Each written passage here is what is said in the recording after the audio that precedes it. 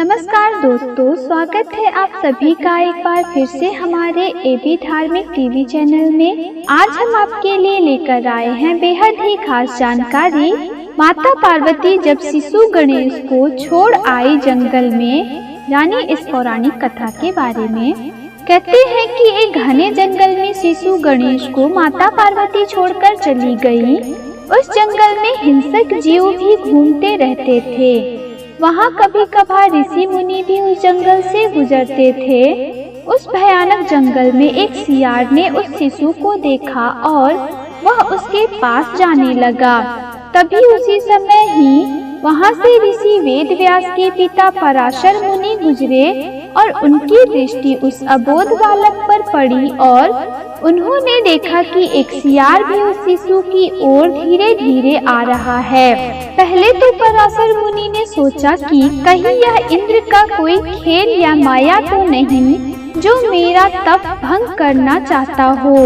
यह सोचते हुए महर्षि पराशर तेजी से शिशु की ओर बढ़े और यह देखकर वह सियार अपनी जगह पर ही रुक गया और फिर चुपचाप ही वन में कहीं गुम हो गया। महर्षि पराशर ने उस बालक को ध्यान से देखा। उसकी 4 भुजाएं थी, रक्त वर्ण और गजवदन था, सुंदर वस्त्र पहन रखे थे। तब उन्होंने उसके छोटे छोटे चरणों को देखा तो उस पर ध्वज, अंकुश और कमल की रेखाएं स्पष्ट नजर आ रही थी। यह देखकर महर्षि के शरीर में रोमांच हो आया और वे समझ गए कि यह कोई साधारण बालक नहीं है, बल्कि स्वयं प्रभु थे।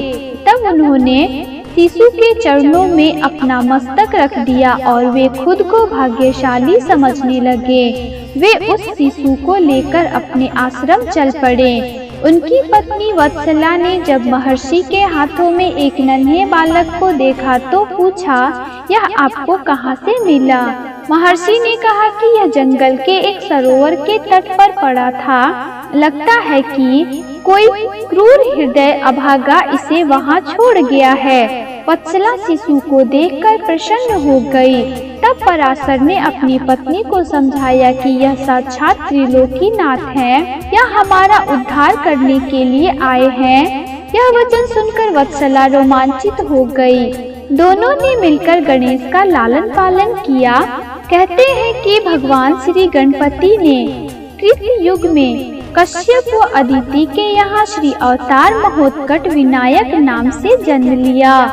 इस अवतार में गणपति ने देवतांतक व नरांतक नामक राक्षसों का संहार कर धर्म की स्थापना की व अपने अवतार की समाप्ति की। त्रेता युग में गणपति ने उमा के गर्भ से भाद्रपद शुक्ल चतुर्थी के दिन जन्म लिया और उन्हें गुणेश नाम दिया गया। इस अवतार में गणपति ने सिंधु नामक दैत्य का विनाश किया व ब्रह्मदेव की कन्याएं रिद्धि सिद्धि से विवाह किया। द्वापर युग में गणपति ने पुनः पार्वती के गर्भ से जन्म लिया व गणेश कहलाए। परंतु गणेश के जन्म के बाद किसी कारणवश पार्वती ने उन्हें जंगल में छोड़ दिया, जहाँ पर पराशर मुनि ने उनका पालन पोषण किया। इन्हीं गणेश ने ही ऋषि वेद व्यास के कहने पर महाभारत लिखी थी। इस अवतार में गणेश ने सिंदूरासुर का वध कर उसके द्वारा कैद किए अनेक राजाओं व वीरों को मुक्त कराया था।